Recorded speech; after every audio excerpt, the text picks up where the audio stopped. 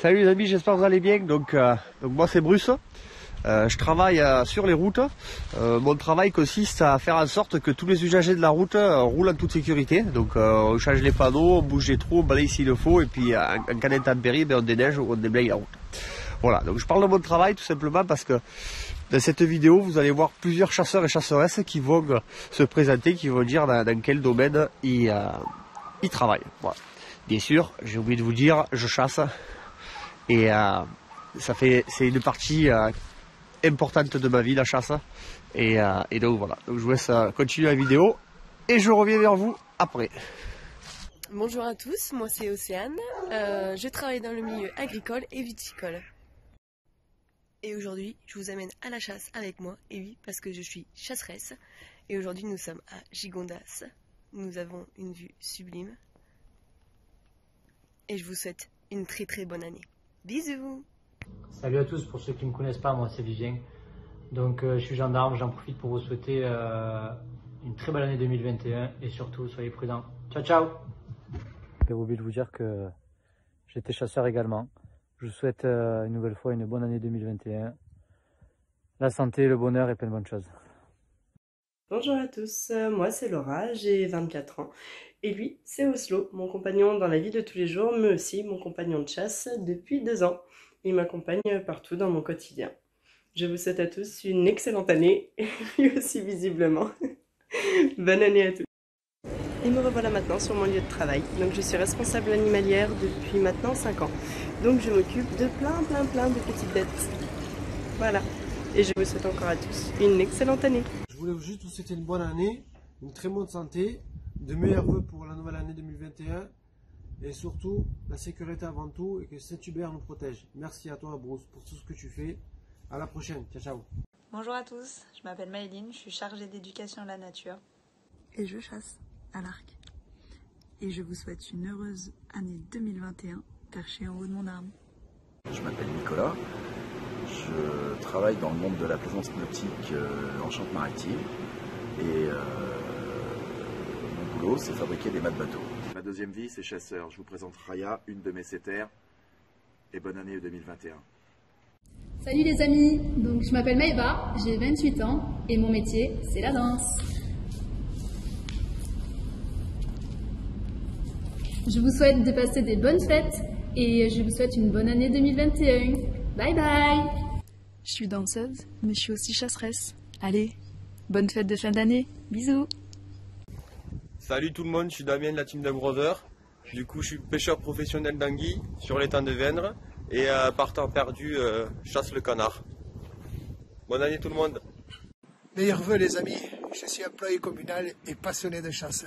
Et les jours de battu, je me transforme en chasseur. Allez voir mes vidéos sur les réseaux sociaux. Mon pseudo c'est Nanou Chasse. Allez, salut. Hello, je m'appelle Aline, je suis chef de projet e-commerce et je vous souhaite une excellente année 2021. Et je chasse aussi. Bonjour à tous, je m'appelle Lucas, je suis joueur de rugby. C'est la reprise aujourd'hui après notre petit test Covid quotidien. On reprend l'entraînement sous un grand froid. Il va falloir du courage. J'en profite pour vous souhaiter une bonne et une heureuse année et la santé à vous et vos proches. J'ai oublié de vous dire, je suis chasseur aussi et je vous souhaite aussi une bonne fin de saison de chasse. Bonjour à tous, je m'appelle Hugo, j'ai 24 ans et je travaille dans le monde du vin depuis plusieurs années à Bordeaux. J'ai oublié de vous dire, mais je pratique également la chasse à l'arc qui demande beaucoup de patience et de persévérance. Voilà, bonne fête de fin d'année à tous et à bientôt. Hello, je m'appelle Fiona, j'ai 26 ans et mon métier c'est d'être coordinatrice au programme R&T dans un groupe industriel de l'aéronautique. Aujourd'hui me voilà en télétravail, Covid oblige. Et je suis chasseresse. Donc là aujourd'hui, nous sommes dans les Pyrénées-Orientales pour une chasse à l'isard à l'approche. Je vous souhaite une très belle année 2021. Donc voilà, donc vous avez vu cette vidéo, petite vidéo, vous allez dire pourquoi ça me tape de ce que font les chasseurs. Mais voilà, c'est une vidéo pour vous montrer que des chasseurs vous en côtoyez tous les jours, au travail, dans la rue, des amis, dans la famille. Et on est devenu l'ennemi public numéro 1. Mais si vous nous appréciez hier et qu'aujourd'hui vous appreniez qu'on est chasseurs, on est la même personne. Donc je trouve ça complètement débile de suite de nous dénigrer et de dire n'importe quoi sur nous. Donc que vous aimez pas la chasse, c'est pas grave. Le monde est fait pour qu'il y ait des gens qui aiment et qui n'aiment pas la chasse, et heureusement, parce que sinon il y aurait trop de chasseurs. Mais après, moi j'ai rien contre les anti-chasses, vous aimez pas la chasse, c'est pas grave, voilà, chacun aime ce qu'il veut.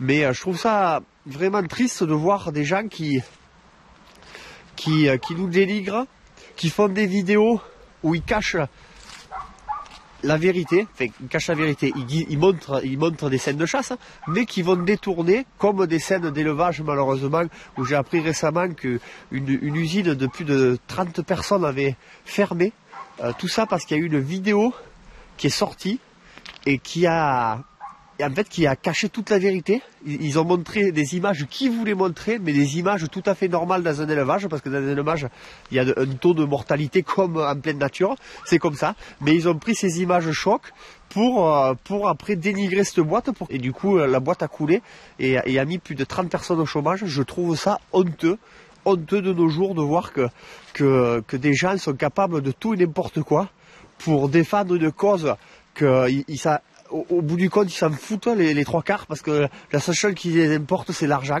Parce que vous pouvez le voir, les trois quarts, ils font de l'argent avec ça. Ils ont des cagnottes, ils vendent des livres. Enfin, tout ça, c'est pour gagner de l'argent, quoi. Moi, vous avez vu, les collègues et moi-même, on a un travail, et la chasse, c'est notre passion. Une passion vraiment qui fait une grosse partie de notre vie, parce que tous les week-ends on chasse, parce que l'été on est dans les bois, parce qu'on parle de chasse, on a toujours une pensée pour la chasse dans le coin de la tête, mais ça n'empêche pas qu'on est des gens comme les autres, et je pense qu'on est en ce moment, on est plus indulgent et plus compréhensif que tous ces anti-chasses animalistes qui sortent de je ne sais d'où, souvent parce que c'est la mode, et qui disent n'importe quoi. J'ai eu la chance cette année d'aller chasser dans le Médoc, à une approche au chevreuil, et j'ai pris le train. Et donc il y avait 5 heures de train, donc c'est long, 5 heures de train. Et donc j'ai pu parler de chasse à plusieurs personnes qui étaient assises à côté de moi. Je leur ai demandé tout simplement, que pensez-vous de la chasse? Eh bien, au début, c'était beaucoup d'avis négatifs. Et une fois que j'ai commencé à leur expliquer ce qu'était vraiment la chasse, que c'était pas toutes les vidéos qu'ils voyaient, on lâche pas de sanglier, ça c'est dans les parcs ou c'est dans d'autres pays, mais en France on a des gros problèmes avec des gars de sanglier, donc comme c'est nous qui payons, c'est logique qu'on va pas lâcher, et bref. Et je leur ai dit aussi le droit de propriété, qu'il y avait beaucoup de propriétés privées ou même des forêts publiques, mais que nous on paye pour aller chasser, alors que jusqu'à la preuve du contraire, il y a aucun ramasseur de champignons et aucun promeneur qui paye pour aller dans les bois. Donc nous quand même on paye, donc c'est normal qu'on puisse y aller. Et en plus on paye les dégâts de sanglier, comme je viens de le dire, on paye les dégâts de sanglier, donc du coup si on ne chasse pas, les dégâts vont exploser et la note va être salée.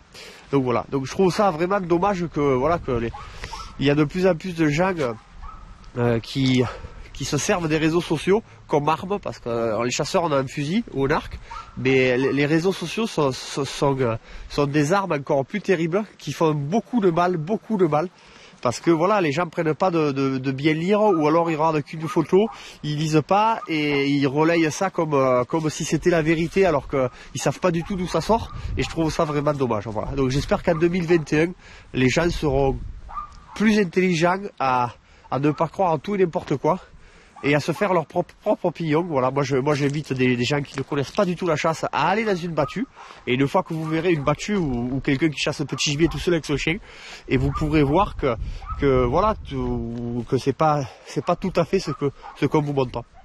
Voilà. Ensuite, beaucoup disent que les chiens de chasse sont maltraités. Moi, ça faisait 10 ans que j'avais pas pris de chien. Là, avec ma copine, on a pris 2 chiens, et ils vivent avec nous à la maison. Ils dorment au pied du lit.